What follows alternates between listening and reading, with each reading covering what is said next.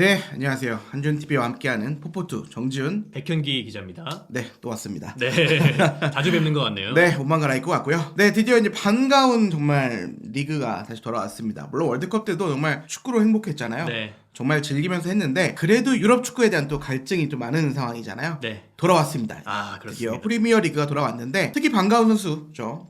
우리의 소니. 네. 소니가 좀 돌아왔습니다. 마스크맨 또 대표팀에 이어서 소속팀에서도 마스크맨으로 좀 활약할 것 같은데 토트넘에 대한 이야기를 한번 해보도록 하겠습니다. 네, 이제 바로 이제 돌아온 EPL 프리미어리그고요. 브렌트포드전, 그러니까 토트넘은 이제 브렌트포드전을 시작으로 또 이제 리그 다시 시작하게 됩니다. 12월 26일 박싱데이죠. 네, 그렇습니다. 이 네. 박싱데이가 사실 많은 분들이 이 복싱처럼 빡세게 해서 박싱이다 그럼. 라고 착각을 하시는데 아닙니다. 이 영국에서는 이제 연말연시에 이 박스에 담아서 선물을 해주는 그런 풍습이 있어요. 근데 그 시기에 맞물려서 굉장히 또 여러 클럽들이 정말 3일 혹은 뭐 2일 주기로 굉장히 또 타이트하게 경기가 진행이 되는데 이를 박싱데이를 하는데 그 박싱데이의 첫 시작이 브렌트포드와 토트넘 하스퍼의 경기입니다. 네, 그러니까 우리나라 팬들은 또 이제 박싱데이다.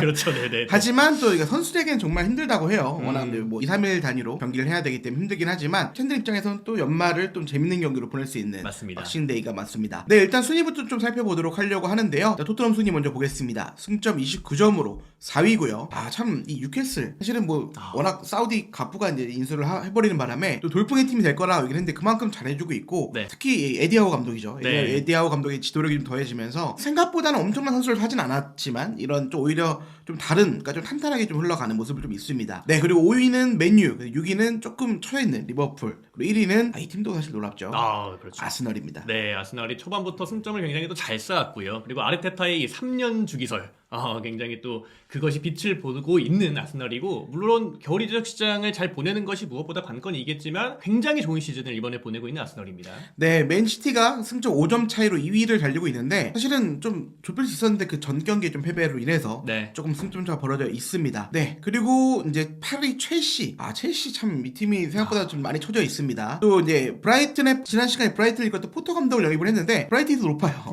이런 성적이 조금 재밌는 것 같은데 토트넘의 상대인 브렌트포드는 10위. 상당히 돌풍을 좀 이어가고 있는 상황입니다. 네, 지난 시즌에 이제 프리미어리그에 승격을 했던 브렌트포드였고 말씀해주셨다시피 맨시티가 바로 월드컵 직전 경기에서 패배를 하면서 아스널과의 승점차를 좁히지가 못했어요. 바로 그 상대가 브렌트포드였습니다. 맞습니다. 네. 브렌트포드는 맨유도 잡았잖아요. 네, 그렇죠. 뭔가 강팀에 강한 느낌. 또 어떤 분들은 맨유가 강팀이냐?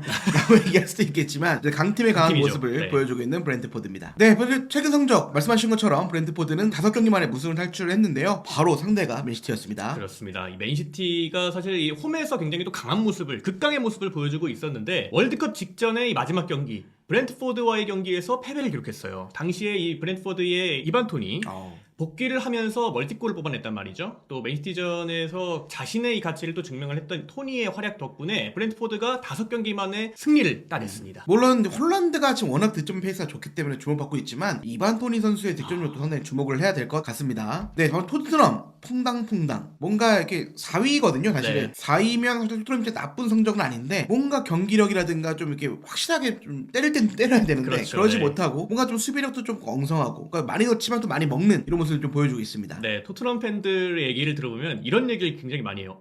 이게 왜 이겨? 그러니까 경기력이 안 좋은데 꾸역승을 하고 근데 기분은 안 좋아.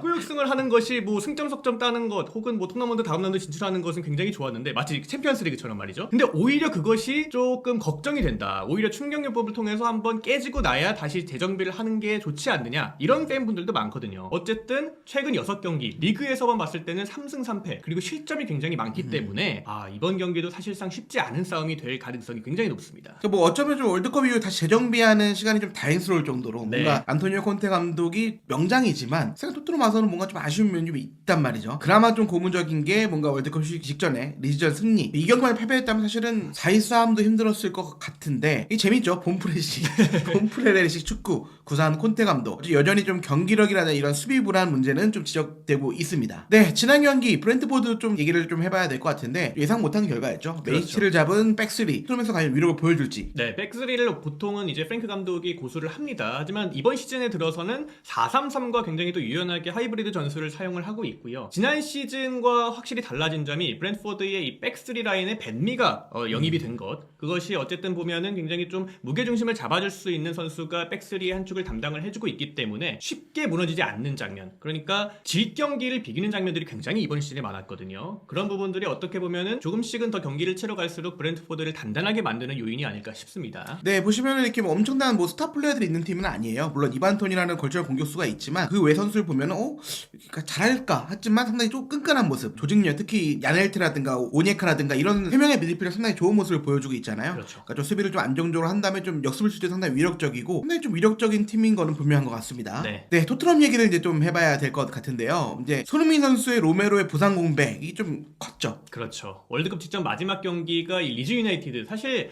홈에서의 경기이기 때문에 토트넘 입장에서는 깔끔하게 잡아줬어야 하는 경기였거든요. 하지만 4대3 뭐 아까 말씀해 주셨다시피 본프레레식 축구를 하면서 특히나 이 벤탄쿠르가 멀티골을 넣지 못했다면은 패배를 할 수도 있는 상황이었거든요. 그러니까 경기력에서에 있어서 조금은 좀 들쭉날쭉한 경기력. 그 중에서도 이 손흥민 선수와 로메로가 당시에는 모두 결장을 했기 때문에 이런 부분들에 있어서는 이따가도 언급을 드리겠지만 부상 이슈가 항상 토트넘에는 좀 발목을 잡는 요소가 아닐까 싶습니다. 네, 휴식기 전 벤탄쿠르는 그야말로 뭐 정말 최고의 네. 미드필더였죠. 워낙 잘해줬고 그래서 좀 긍정적인 것은 그래서 손흥민 선수나 로메로 선수 돌아올 수 있다라는 점. 특히 두 선수 모두 월드컵에서 잘했거든요. 네, 그렇죠. 로메로 같은 경우에는 아르헨티나의 또 우승에 또 기여를 했고요. 손흥민 선수도 대한민국의 역사적인 16강 진출에 기여를 했기 때문에 물론 손흥민 선수는 좀 안면 보호, 마스크 아까 얘기했던 마스크를 좀 착용하고 또 경기를 뛰어야 되겠지만 어쨌든 컨디션이 나쁘지 않다라는 점. 로메로도 좀 최상 어쨌든 가장 기분 좋은 상태로 돌아올 수 있다라는 점이 가장 좀 관전 포인트가 되지 않을까 싶습니다. 네, 상대 전적 PL에서는 이제 2전 1승 1무 토트넘이 좀 우세하고 있고요. 또 1948년 이후에 토트넘 무패를 기록하고 있습니다. 네, 프리미어리그에서는 사실 브랜트포드가 지난 시즌에 굉장히 반세기 이상 만에 또 프리미어리그에 승격을 했기 때문에 이 프리미어리그 출범 이후로는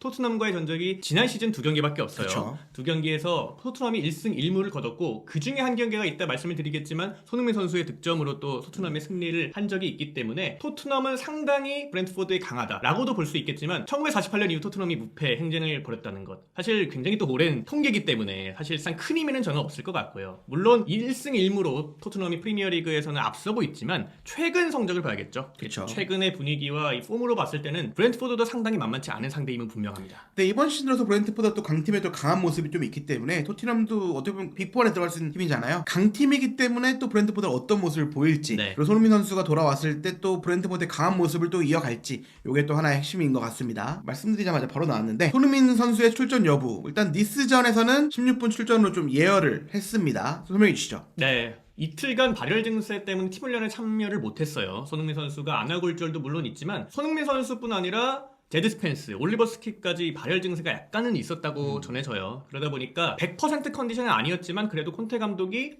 출전시킬 수 있겠다라고 손흥민 선수를 판단을 했고요. 따라서 이스전에서 16분을 뛰었는데 홈팬들의 열화 같은 성호가 그렇죠. 진짜 대단하더라고요. 뭔가 돌아온 우리 에이스가 돌아왔다. 네네. 드디어 미들맨이 돌아왔다. 너만 믿는다. 그렇죠. 뭐 이런 느낌으로 박수를 좀 보낸 것 같고 이제는 뭐 우리나라 대표팀도 그렇지만 토트넘에서도 뭐 정말 필수적인 선수 뭐 빼놓을 수 없는 선수가 된 것 같습니다. 이번 경기에서 좀 출전에 좀 여부가 좀 관심이 많은데 좀 어떻게 예측하시죠? 네, 아무래도 이 니스전에 후반에 교체를 출전을 시켰다는 것은 아무래도 이 콘테 감독이 브랜트포드전을 앞두고 약간은 좀 손흥민에게 준비할 시간을 준 게 아닌가, 피치를 밟아볼 시간을 준 게 아닌가 이렇게 생각이 되고요. 아무래도 지금 히샬리송이 부상 이슈 때문에 출전을 할 수가 없기 그렇죠. 때문에 손흥민과 해리 케인 그리고 쿠루셉스키의 이 쓰리톱이 예상이 됩니다. 네, 이 세 선수 좀 잘해줘야 네. 토트넘도 좀 올라갈 수 있기 때문에 손흥민의 활약을 좀 기대해 보도록 하겠고요. 해외 매체들도 좀 유력하게 예측을 하고 있습니다. 네, 이건 또 나중에 자세히 또 설명드리도록 하겠습니다. 네, 손흥민과 브랜트포드 3경기에서 2골 역습에 특화된 손흥민. 뭐 손흥민 선수야 사실은 이제는 어떤 팀을 상대로도 위협적인 선수기 때문에 뭔가 이 팀을 한정으로 말씀드리기 좀 어렵지만 그래도 상당히 강했다라는 점 설명해 주시죠. 그렇죠. 이 브랜트포드를 상대로 이 토트넘이 또 굉장히 강했고요. 총 프리미어리그 2경기, 카라바오컵 1경기에서 손흥민 선수가 한 골 이렇게 또 대회마다 한 골씩을 넣었습니다. 브랜트포드에 굉장히 강했고 사실 브랜트포드가 약간은 좀 단단하면서 수비적인 조직력을 강조하는 팀 치고는 라인을 좀 높게 형성을 그렇죠. 하는 팀이에요. 그러다 보니까 자연스럽게 손흥민 선수가 가장 좋아하는 이 뒷공간이 조금은 벌어지고 있고 이번 시즌도 크게 그 기조는 다르지가 않거든요. 따라서 역습에 특화된 손흥민, 역습에 자신 있는 손흥민이 이번 경기 브랜트포드에서